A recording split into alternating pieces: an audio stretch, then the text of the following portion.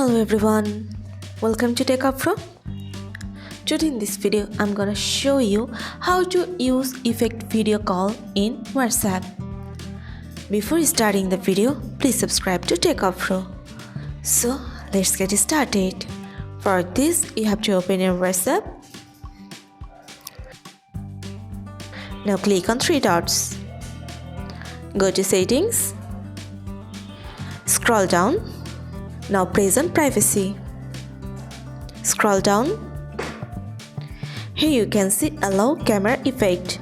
If you want to use it for your video call in your WhatsApp, you just have to turn on the button. Press on continue. That's it.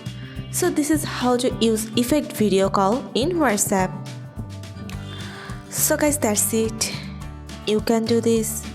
I think this video is very helpful to you.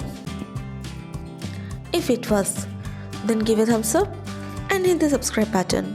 And thanks for watching.